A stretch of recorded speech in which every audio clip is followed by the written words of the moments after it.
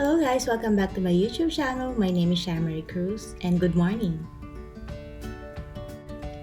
So today we are going to talk about what's the fastest way to go to Canada. And maraming nagtatanong sa akin, ate paano ba magpunta ng Canada? Yung pinakamabilis na paraan. And let's see, okay, by checking out our favorite website, cic.uc.ca. Okay. And this time, instead of going to immigrate, let's click study. Yes, iyan yung pinakamabilis na paraan para makarating ng Canada. Okay, agad-agad. Okay, let's check. Okay, applying for a study permit. Get a study permit. Okay, let's check the processing times.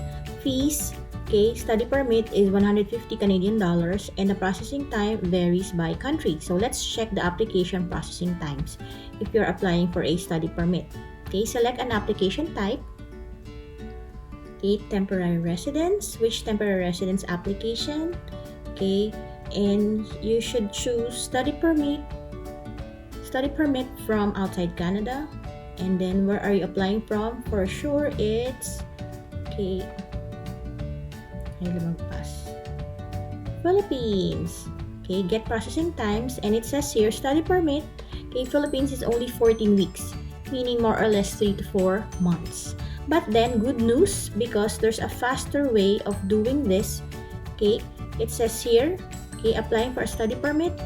Yung pangatlo, get a study permit faster. Okay, for us, okay, Filipinos, okay, fees muna is also 150 Canadian dollars and processing time usually is only 20 calendar days. So that's so fast. 20 calendar days and makukupunta ka na sa Canada. Okay, so who can apply? Okay, sino-sino ba? Sabi dito, be a legal resident living in one of the following countries: China, India, Morocco, Pakistan, the Philippines, Senegal, and Vietnam.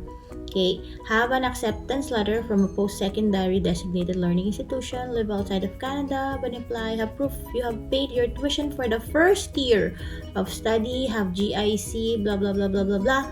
Okay, bakit ko sinabi yon? Okay, because ang importante, you have an acceptance letter from a post-secondary designated learning institution, have proof you have paid your tuition for the first year of study, meaning, okay, meron ng isang or designated learning institution dito sa Canada na tinanggap ka and you have paid your tuition fee for 1 year para maka-apply ka dito sa student direct stream. Okay, and the thing is, alam ko naman nagtatanong ka, ano yung pinakamadaling paraan para makapunta ng Canada? Is not ready to study, right? Gusto mo kasing maging PR, okay, or permanent resident dito sa Canada. And it doesn't mean na dahil madali itong student, okay, direct stream, makakapag-apply ka na agad as a PR. You have to plan your steps, and I know your ultimate goal is to become a permanent resident of Canada, right? And to do that, okay, makapunta ka agad dito through the student direct stream. But then after that, ano mangyayari? Okay, you have to know ano mangyayari after kung matapos sa pag-aaral ko. Ano ba yung stream or program na pwedeng sumuport dito? Right? After mo mag-aral, ano yung gagawin ko para maging PR ako? And we all know, okay, one of the programs is AIPP. Okay? So, Atlantic Immigration Pilot. So, pilot requirements, there are 3 programs in the pilot that employers can hire you through. You may qualify for more than 1 program, but you can only apply through 1. So, there's an Atlantic International Graduate Program, Atlantic High Skill Program, and Atlantic Intermediate Skill Program. Meaning, after mong matapos mag-aral, you can actually apply for an Atlantic International Graduate Program. Okay? And ano ba yung requirements nila? In general, you must have a degree, diploma, or other credential from a publicly funded institution in an Atlantic province. Meaning, okay, since you're applying for a study permit, you have to plan your steps, as I've said.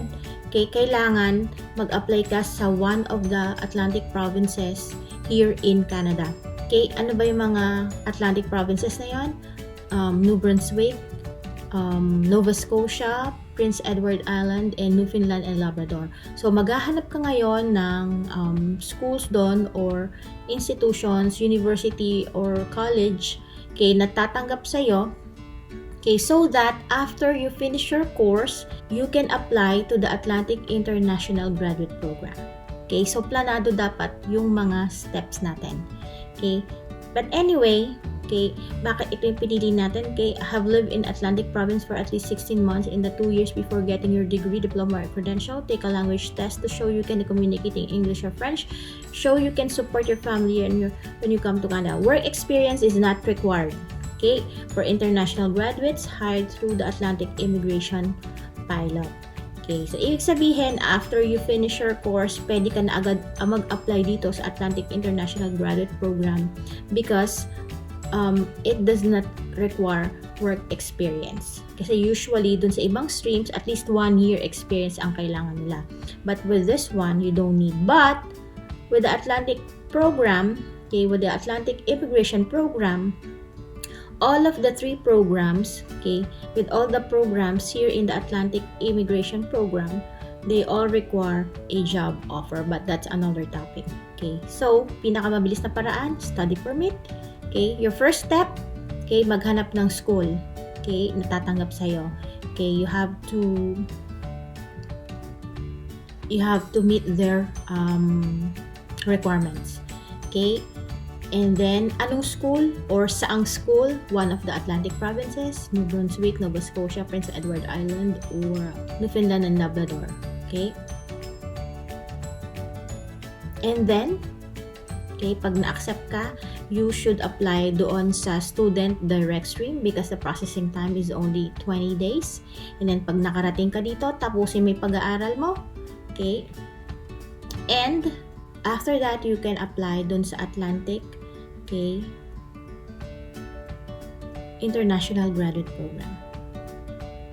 And that's it, guys. So if you learned something new from this video and you really like it, please give me a thumbs up and don't forget to click the subscribe button as well as the bell button so you will get a notification every time I upload a new video. And don't worry, guys, I'll try to help as much as possible, and if you have comments, suggestions, or questions about this program, or you want me to upload a video about a certain topic, okay, you can comment below.